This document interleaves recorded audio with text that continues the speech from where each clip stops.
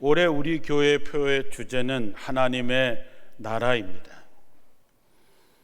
올 한 해 하나님의 나라가 지금 이곳에, 내 마음에, 우리 가정에, 우리 속회에, 우리 선교회에 세워지기를 원하고, 또 하나님의 나라가 지금 저곳에 새겨지는 그런 마음을 가지고 하나님의 나라라고 하는 주제와 하나님의 뜻을 날마다 곱씹는 한 해가 되기를 바랍니다. 하나님의 나라는 너무나도 당연한 말 같지만 하나님의 사람들이 세웁니다. 하나님의 나라의 사람들은 세상 사람들과 구별된 다른 사람들입니다. 그래서 우리가 예수를 믿고 따르는 사람들은 달라야 됩니다. 그 믿음과 삶이 다르다는 것이 나타나야 된다고 하는 것이지요.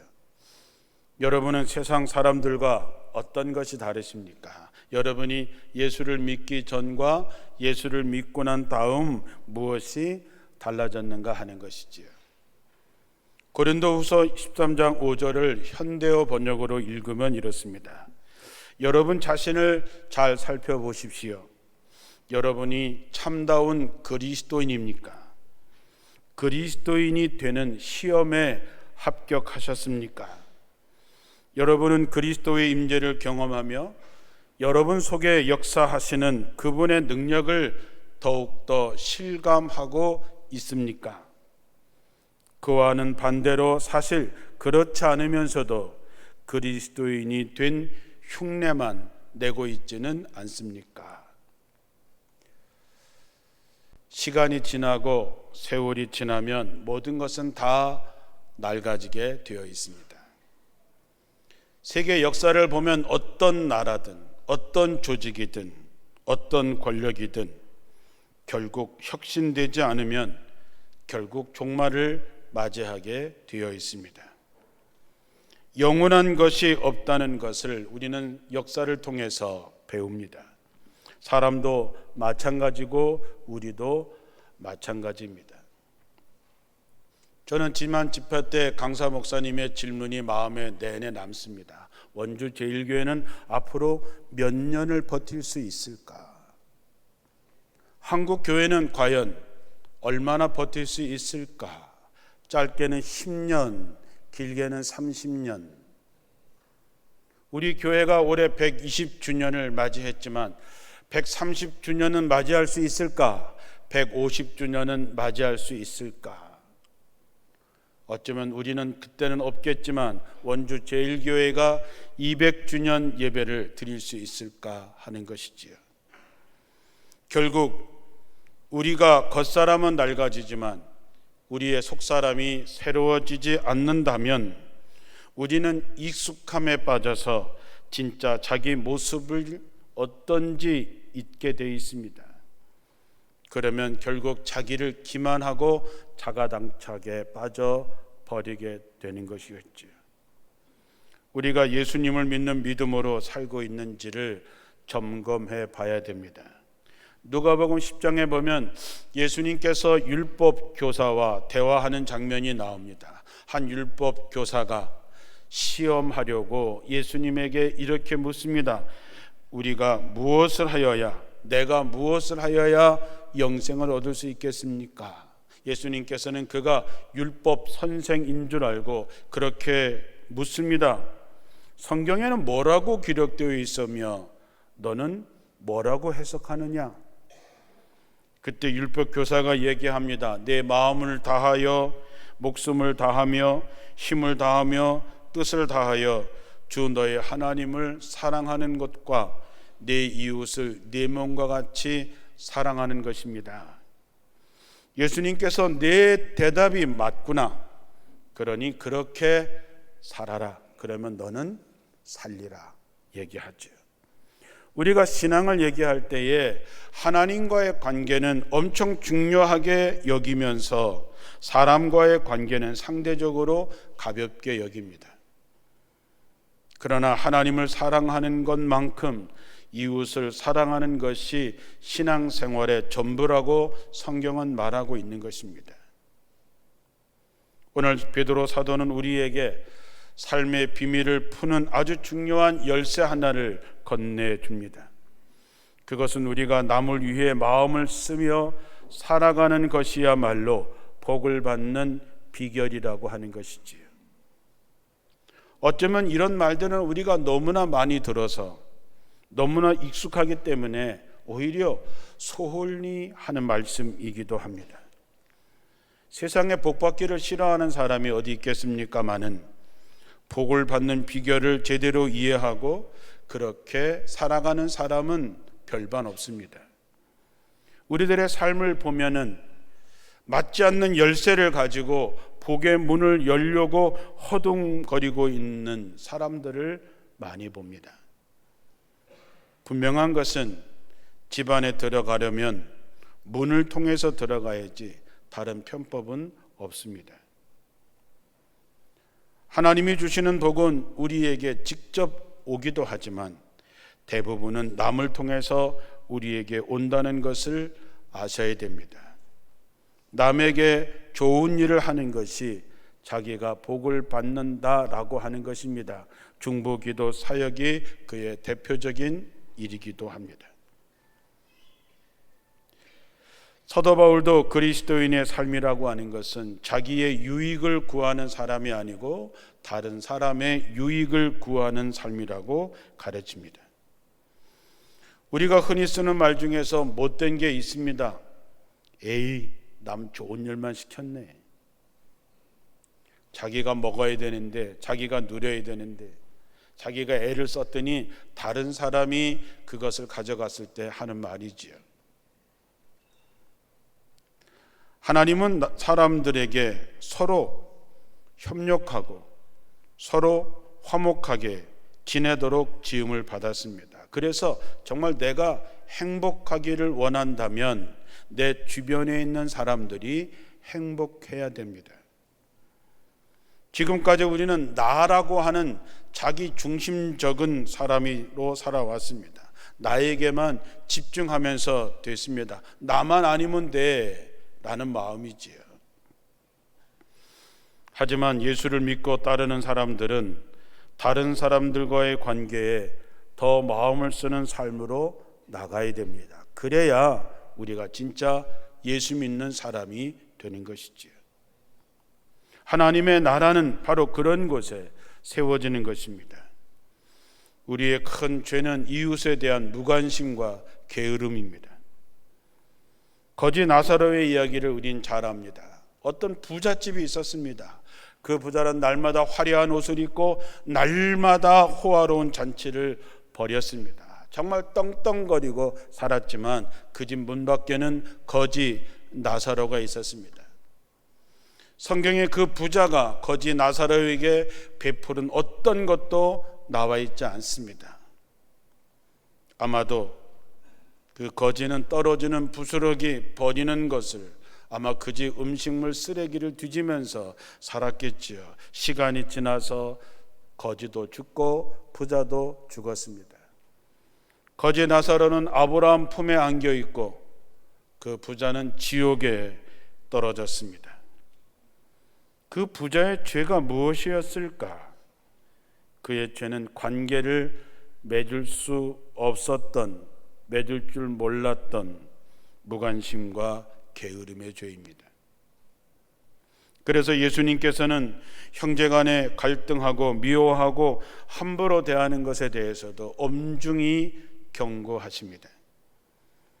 마태복음 5장 22절에 나는 너희에게 말한다. 누구든지 형제에게 이유 없이 화를 내는 사람은 재판을 받을 것이고 자기 형제를 어리석다고 욕하는 사람은 법정에 끌려갈 것이고 이 미련 곰탱아라고 말하는 사람은 지옥불에 떨어질 것이다. 히브리서 12장 14절에는 모든 사랑과 더불어 화평함과 거룩함을 따르라. 이것이 없이는 아무도 주를 보지 못하리라 했습니다. 그러므로 우리에게 주어진 관계를 다시 한번 점검하셔야 됩니다. 오늘 본문에서 베드로 사도는 그리스도인을 가리켜서 형제 자매의 복을 빌기 위해 부름을 받은 이들이라 그랬습니다. 그러기 위해서 남의 유익을 위해서 마음을 쓰고 살아야 되고, 그것이 예수 믿는 사람의 삶이라고 하는 것입니다. 요즘엔 온통 남에 대해서 칭찬하는 것이 없어졌습니다. 온통 다 남의 탓입니다. 다 그들의 책임이지요. 온통 나의 사정을 들어달라고, 나의 상처를 먼저 어루만져 달라는 요구가 넘칩니다. 언제나 내가 1번입니다. 그러나 베드로는 그 순서를 뒤집어라고 하는 것입니다. 남이 먼저고 그 다음에 나라고 하는 것입니다. 그래야 우리가 예수 믿는 사람이라고 하는 것이지요. 그러나 우리들의 현실은 그렇지 못합니다. 자기 기도도 제대로 못하는데 더 나가서 다른 사람을 위해서 기도한다고 하는 것만큼 귀한 일이 어디 있겠습니까? 오늘을 사는 우리에게 더불어 함께라고 하는 단어가 사라진 지 오래되었습니다. 우리가 초등학교 다닐 때 배웠던 콩 한 쪽도 나눠 먹는다, 백제장도 맞들면 낫다는 말은 요즘 아이들은 기억도 하지 못합니다. 그런 얘기가 있어요? 이렇게 대답하지요. 우리는 어떻게 해서든지 남을 깎아내리고 남을 짓밟고라도 올려서려고 하는 세상에 살고 있습니다.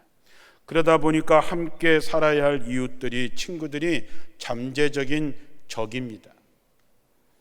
그래서 그 사람들과의 관계에서 우리는 진실한 마음을 나누지 못하고 늘 관계 속에서도 긴장감이 흐릅니다. 어느 순간 그에게 당할지 모르기 때문에 이제는 서로 믿지 않습니다. 그리고 우리는 늘 긴장과 스트레스의 노예가 되어서 살고 있지요. 사랑하는 성도 여러분, 우리는 말씀대로 살아야 되는 사람들입니다. 말씀대로 살지 못하면 우리는 위선자일 뿐입니다. 그래서 괴로운 것입니다. 그래서 오늘도 우리는 말씀을 붙잡고 살려고 애를 쓰고 있는 것이죠. 사도 바울은 갈라디아서 6장 7절에 스스로 속이지 말라. 하나님은 업신여김을 받지 아니하시나니 사람이 무엇을 심든지 그대로 거둔다 했습니다. 저는 이 말씀을 참 좋아합니다. 하나님을 속일 수 없습니다. 하나님은 우리에게 조롱받으실 분이 아닙니다. 하나님은 우리에게 농락당하실 분이 아닙니다. 자기가 무엇을 심든지 우리는 그대로 거둡니다.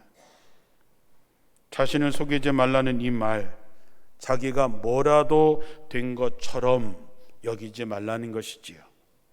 신앙은 결단입니다. 결단이라고 하는 말은 단연코 끊어야 할 것은 끊어야 됩니다. 아닌 것은 아닌 것이지요.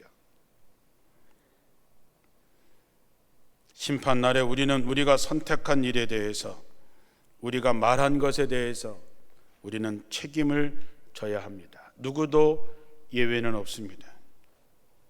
그러므로 우리가 정말 믿음을 가진 그리스도인이라면 우리의 스승 되시는 예수님의 마음을 닮아가야 되는데, 베드로 사도는 그 첫 번째 마음이 마음을 같이 하라라고 하는 것입니다.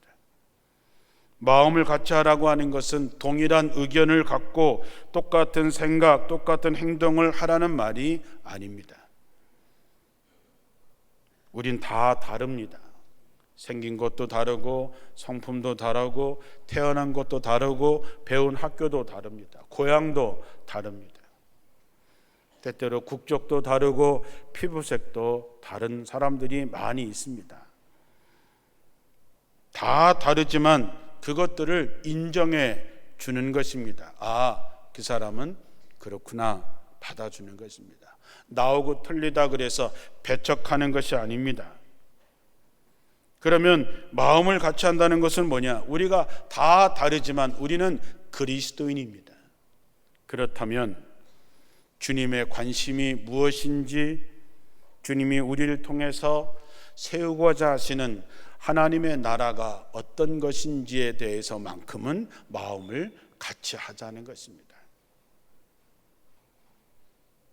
성령이 하나 되게 하신 것을 우리는 지켜내는 것이지요.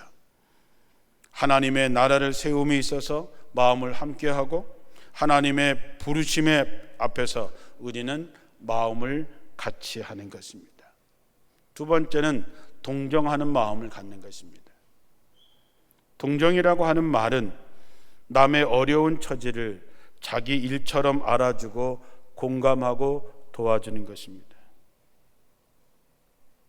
남의 아픔을 보면서 아유, 내 일이 아니라서 다행이야, 그렇게 생각하십니까? 아니면 그가 아픈 것을 보면서 마치 내 일처럼 아파하고 있습니까? 다른 사람의 아픔을 보면서 내가 아니라서 다행이라고 생각하는 사람은 그리스도인이 아닙니다. 어떤 이는 어려운 처지에 있는 이를 보면서 동정하기는커녕 오히려 비난하고 정죄하기도 합니다. 지옥 갈 만한 충분한 근거입니다. 로마서 12장 15절에 즐거워하는 자들과 함께 즐거워하고 우는 자들과 함께 울라 말씀합니다. 동정하는 마음은 그런 것입니다. 남이 아파할 때 함께 아파하면서 함께 울고 다른 사람이 기뻐할 때 진심으로 축하하고 함께 기뻐하는 것, 그게 동정의 마음입니다. 사랑하는 성도 여러분, 다른 사람의 아픔을 나의 아픔으로 끌어안고 살고 계십니까? 상대방의 기쁨이 내 기쁨인 것처럼 정말 진심으로 기뻐하며 사십니까? 우리 주변에는 아픈 이들이 너무 많습니다. 남몰래 눈물 짓고 깊은 한숨을 쉬어야 되는 사람들이 너무 많습니다. 질병으로 고통 가운데 있는 이웃들이 있습니다. 자식의 문제로 힘겨워하는 사람들도 있습니다. 남의 일입니까? 내 일입니까? 남의 일을 자신의 일로 공감하는 사람들이 중보하는 사람입니다. 하나님이 가장 기뻐하는 사람인 것이지요. 그들에게 다가가서 친구가 되어주는 사람이지요. 8절에서 말하는 형제 사랑은 친구가 되어주는 것입니다. 예수님은 세리를 비롯해서 세상 사람들이 겉돌아 보지도 않는 죄인들의 친구가 되어 주셨습니다. 하나님은 우리에게 고아와 과부와 나그네의 친구가 되어주려 했습니다. 왜냐하면 그들은 의지할 곳이 없는 사람들이었기 때문이지요. 그리고 그들에게 한 것이 곧 나에게 한 것이라고 하고 결단코 그 상을 잃어버리지 않는다 했습니다. 예수님은 우리를 불쌍히 여기시고 우리를 동정하셨기에 저와 여러분의 친구가 되어주시고 우리를 위해서 십자가에 죽기까지 하셨습니다. 그러므로 예수님을 닮아가기를 원하는 그리스도인은 누군가의 친구가 되어줘야 되는데, 내게 도움이 되는 사람, 나보다 더 잘난 사람이 아니라 내게 아무 유익을 줄 수 없는 사람, 내게 신세를 갚을 수 없는 사람들의 친구가 되어 주어야 한다는 것이죠. 내가 진실한 친구가 되어주지 못하면 그 누구도 내게 진실한 친구가 되지 않습니다. 또한 우리가 영적인 성장에서 분명한 성장의 표시는 불쌍히 여기는 마음을 갖는 것입니다. 마태복음 9장 36절에 예수님께서 이스라엘 백성들을 바라보면서 목자 없는 양같이 흩어져 고생하는 군중을 보시고 불쌍히 여기셨다 했습니다. 다시 말해서 상처받은 사람들의 모습을 보면서 마음으로 같이 아파하는 것입니다. 그렇게 되면 우리는 그들에게 친절한 사람이 됩니다. 손을 내미는 사람이 되는 것이지요. 상대방의 아픔을 알고 그들에게 다가가 아픔을 함께 나누려고 하는 사람, 그 사람이 그리스도인입니다. 또 하나의 마음은 겸손한 마음입니다. 겸손은 힘들지요. 사람과의 관계에서 내가 얼만큼 영적으로 성숙했는지를 알아보는 마지막 점검은 내가 얼마만큼 겸손한 사람이 되었는가 하는 것이죠. 영적으로 성숙한 사람은 겸손해지기 마련입니다. 여러분, 가을에 익은 벼들이 고개를 숙입니다. 쭉정이들은 고개를 빳빳 들고 있지만 익은 벼들은 고개를 숙이는 것과 마찬가지로 영적으로 성숙한 사람은 고개를 숙입니다. 겸손이라고 하는 것은 내가 손에 움켜쥐기보다는 자신을 다른 사람에게 거저 내어줄 수 있는 기회를 찾는 사람입니다. 쌓아놓기보다는 나눠줄 기회를 찾는 것입니다. 남을 깎아내리기보다는 세워줄 기회를 찾는 것이죠. 섬김을 받기보다는 섬길 기회를 찾는 것이죠. 남을 가르치기보다는 그에게서 배울 기회를 찾는 사람이 겸손한 사람입니다. 원주제일교회 성도 여러분, 사랑과의 관계에서, 예수님과의 관계에서 정말로 우리가 그리스도인의 이야기를 들으려면 하나님의 나라를 위해서 마음을 같이 하시고 사람들의 처지에 따라서 그의 일이 마치 나의 일인 것처럼 동정하시고 친구가 되어주고 친절히 대하고, 그리고 하나님의 역사에 겸손한 사람이 될 때에 바로 우리 교회가 그리스도를 따르는 하나님의 사람들로 채워질 것이고, 우리를 통하여 하나님의 나라는 든든하게 세워질 줄로 믿습니다. 절기상 입춘이 눈앞에 있습니다. 겨울의 한복판에 하나님은 우리에게 봄이 가까이 오고 있다는 것을 알게 하십니다. 눈에 보이지 않아도 땅속의 뿌리들은 벌써 일할 채비들을 갖추고 있고 나뭇가지들은 이제 봄을 기다리고 있습니다. 복잡한 세상 일에 치여서 하나님의 마음을 제대로 헤아리지 못하고 살았던 우리들, 살기에 급급해서 다른 이웃의 아픔을 돌아보지 못했던 우리들, 오늘 말씀을 통해서 새로워지시고 육체를 따라 사는 사람들이 아니라 성령의 인도하심을 따라 살아가는 새 사람들이 되시기를 축원합니다. 나라가 혼란스럽고 사람들의 인정과 사랑이 식어버린 역사의 겨울이 계속되고 있지만, 그러나 우리는 하나님의 나라, 하나님의 사랑을 가지고 누구가 나 때문에 살아갈 힘이 되고 우리 때문에 하나님의 나라가 이곳저곳에 세워지기를 주님의 이름으로 축원합니다. 기도하겠습니다.